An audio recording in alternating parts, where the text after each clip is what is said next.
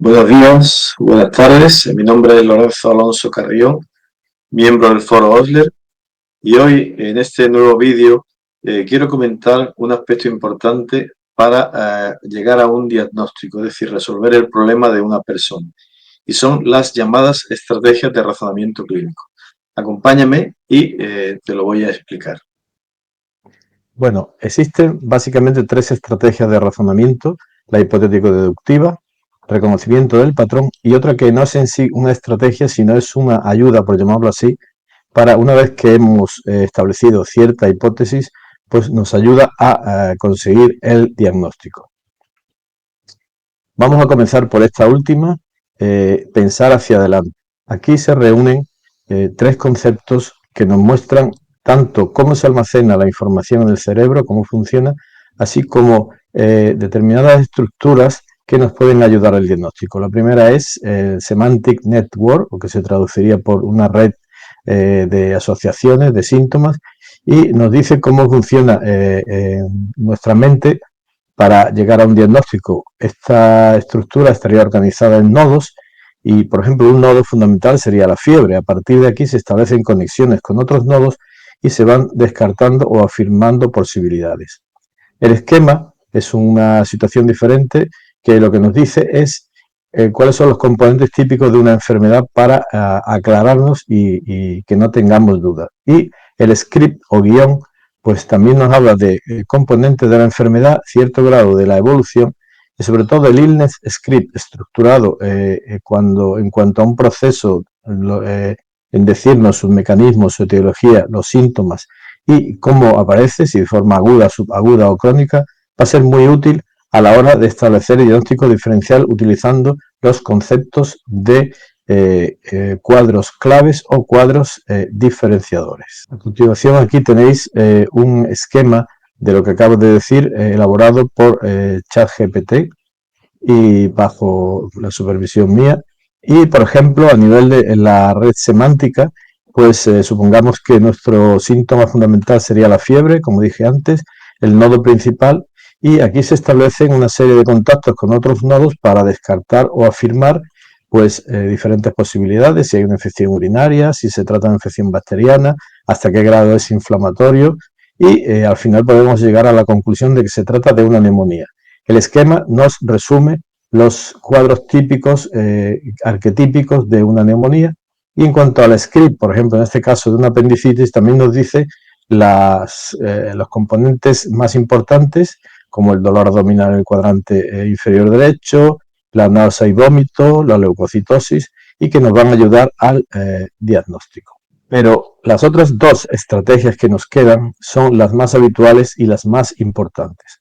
Vamos a continuación a desarrollarlas, y son dos: la hipotético-deductiva y el reconocimiento del patrón. La estrategia hipotético-deductiva es la más habitual y, en resumen, que consiste en, ante un problema, ante un desafío diagnóstico, pues en la cabeza del profesional se desarrollan una serie de posibilidades basadas en sus estudios, en su experiencia, y estas posibilidades pues se van a ir afirmando, descartando de forma paralela, estableciendo casi un diagnóstico diferencial.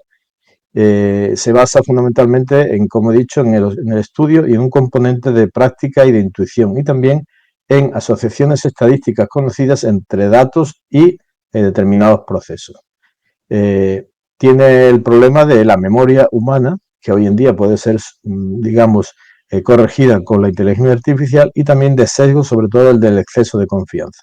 Aquí, en esta imagen de la radiografía, pues podríamos plantear varias posibilidades, desde un tumor, una condensación, una atelectasia por un cuerpo extraño, en fin, diferentes posibilidades. A la hora de plantear el diagnóstico diferencial dentro de esta estrategia, he querido mostrar un ejemplo sencillo de cómo la inteligencia artificial nos puede ayudar, y esto está elaborado con ChatGPT, no comercial, para ver la diferencia entre una amigdalitis estreptocócica y una amigdalitis por VIH.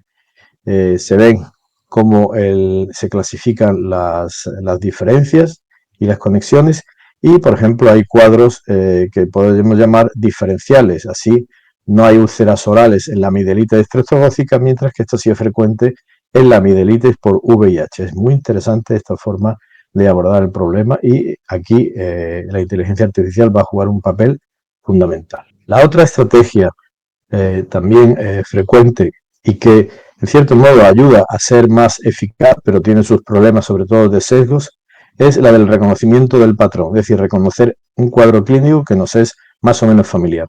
A su vez, podemos dividirla en tres grupos. Uno, lo que se llama el prototipo, es decir, en el cerebro almacenamos un esquema abstracto realizado con los diferentes cuadros clínicos con los que hemos ido topando a lo largo de nuestra práctica clínica y tenemos la raíz, digamos, o el cuadro abstracto de ese proceso. Por ejemplo, después de ver muchas neumonías, pues el prototipo que se almacena en el cerebro y con el que se compara un nuevo cuadro, pues es la presencia de fiebre, tos, expectoración y dolor torácico.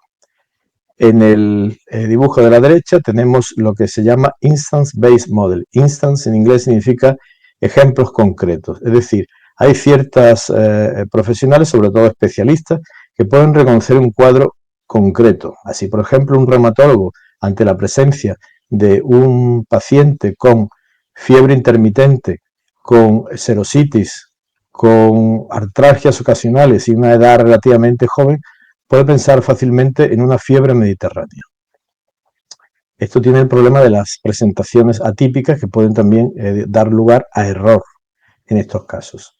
Y una tercera, digamos, clasificación dentro del patrón es el concepto de heurística, es decir, más que en sí una estrategia es una situación, una forma de pensar del cerebro que cuando cree que reconoce un patrón, pues y está relativamente seguro, lo que hace es que en cierto modo se lanza por atajos y además ahorra tiempo y recursos y en muchas ocasiones acierta, porque esto viene de la parte instintiva que todos tenemos, que no es más que el filtrado de la experiencia.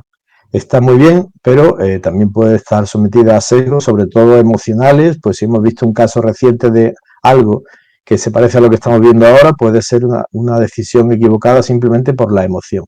Si, por ejemplo, un profesional, un oncólogo, puede ver una pantorrilla hinchada y casi seguro rápidamente de un paciente encamado va a ir hacia reconocer el patrón de una trombosis venosa profunda.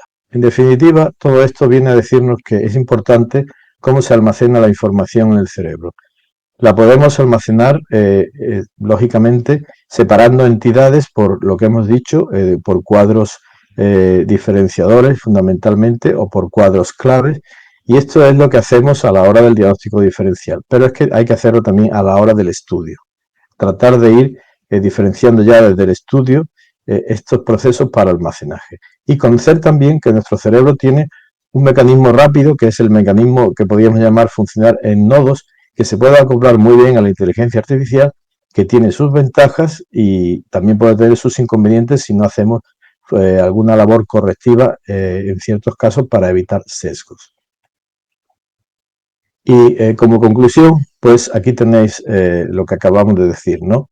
Que siempre en un paciente se activan fundamentalmente la posibilidad de muchas etiologías en la estrategia hipotético-deductiva, que hay que diferenciarlo por cuadros claves o diferenciadores. Muy importante el reconocimiento de un patrón, pero sabiendo que tiene mucha dependencia de los sesgos, sobre todo los factores emocionales, y este patrón, este almacenamiento de patrones será mucho más perfecto cuanto más pacientes veamos. A continuación os dejo unos enlaces de artículos relacionados con esta exposición y bueno, para finalizar, pues de nuevo agradeceros a todos los que nos seguís en estos vídeos del Foro Osler, que es muy importante para nosotros y creo que en general para todos los que nos dedicamos a las profesiones sanitarias, al medio clínico, que en definitiva lo que queremos es ayudar a nuestros pacientes. Si te ha interesado, puedes seguirnos en nuestro canal, es IAMC Foro, y también en nuestra web prodiagnosis.org. Como digo, muchas gracias y nos vemos en un próximo vídeo. Hasta pronto.